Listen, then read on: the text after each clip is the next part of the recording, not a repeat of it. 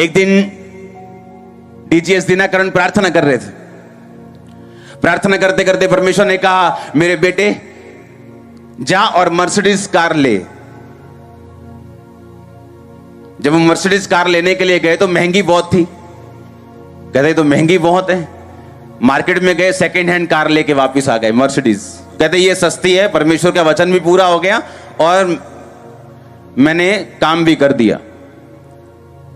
उस कार में उनकी बेटी बैठी, एयरपोर्ट की तरफ गई, एक्सीडेंट हुआ और वो मर गई। लोगों ने बोला, लो जी पास्टर की बेटी मर गई, प्रभु कहां है, ये कहां है, ये पास्टर तो ऐसा है। जब वो परमेश्वर के पास प्रार्थना में गए, परमेश्वर ने कहा, जो गाड़ी मैंने तुम्हें लेने के लिए बोला था, जा उस गाड़ी के फंक्शन देख। जब उस गाड़ी के उसने फंक्शन देखे तो उसमें वो सारी चीजें मौजूद थी जो उस एक्सीडेंट से उसकी बेटी का बचाव कर सकती थी। अगर वो गाड़ी होती वो कभी मरती ना। मालूम? और मालूम कैसे हुआ? जब वो रोज परमेश्वर की उपस्थिति में गए। परमेश्वर ने आपके लिए एक डिवाइन डेस्टिनी रखी। आपके लिए एक प्लान है परमेश्वर का, और वो प्लान ऐसा है कि रोज रोज वो आपको बताएगा आपकी लाइफ से कि आपने उसको पूरा कैसे करना है, और वो आपको आपकी लाइफ के हिसाब से आगे लेके जाएगा। आप जिस पोजीशन पे मौजूद हैं, आप जो भी कर रहे हैं, उस तरह से वो आपको आगे लेके जाएगा। और जब आप इस बात को समझ जाएंगे कि परमेश्वर आपको रोज की रोटी लेने के लिए क्यों बोलता है, वो रोज का मन्ना बटोरने के लिए क्यों बोलता है, परमेश्वर ये चाहता है कि आप रोज परमेश्वर की प्रेजेंस में आए, रोज उससे बात करें, और सारा आपकी निर्भरता आपकी परमेश्वर के ऊपर हो, और आप परमेश्वर से रोज बात करें और परमेश्वर आपको गाइड करें, आपकी अगुवाई करें, और आप इस तरीके से चलें। आप मेरी बात समझ रहे कि नहीं? पिछले संडे की ग्रेस से अगला संडे नहीं चल सकता। लोग मुझे कहते थे जब संडे को मिरेकल्स होने, लंगड़े चलने, अंधे देखने, यार क्या लंगड़े चले, क्या अंधे देखे, यार क्या मजा। जब मुझे सोमवार वो देखते थे, मंगलवार में कहां हूं मैं, फिर प्रेयर में हूं। बोले अभी तो लंगड़े चले, अभी तो एंजॉय करो। मैं कहा वो पिछले संडे की ग्रेस थी। अगले संडे की ग्रेस के लिए मुझे फिर से मन्ना बटोरना पड़ेगा, मुझे फिर से प्रभु की प्रेजेंस में जाना पड़ेगा, फिर से वचन लेना पड़ेगा। हालेलुया। आप देते कई बार पास्टर एक से वचन सुनाते हैं, कितनी देर, हीलिंग हीलिंग हीलिंग, कोई वर्ड होता नहीं। वर्ड के लिए आपको परमेश्वर के करीब जाना पड़ता है, उससे पूछना पड़ता है कि परमेश्वर मैं कौन सा वर्ड दूं, मैं क्या बोलूं तेरे लोगों को, क्या बताऊं तेरे लोगों को, और जो तेरे लोगों के काम का हो, जो तू उनसे रियल बात करे।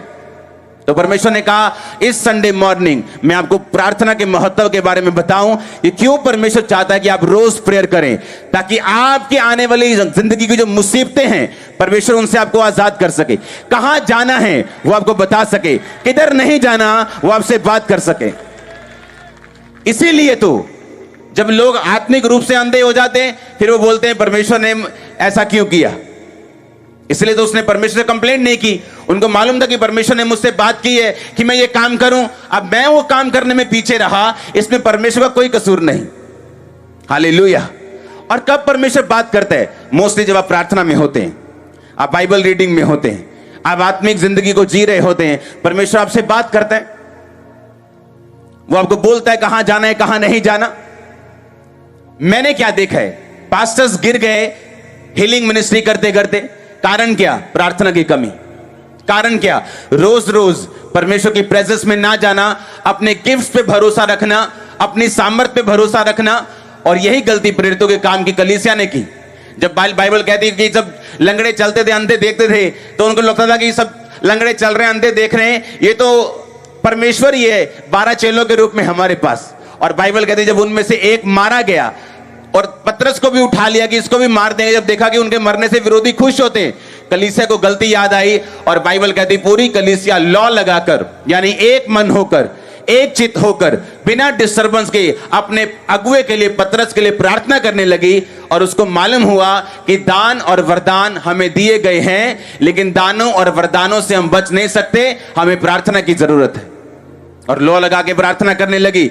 परमेश्वर ने प्रार्थना को सुना, दूत को भेजा, पतरस को छुड़ाया, और पतरस बूढ़े होते तक उनको प्रचार करता रहा। आमीन।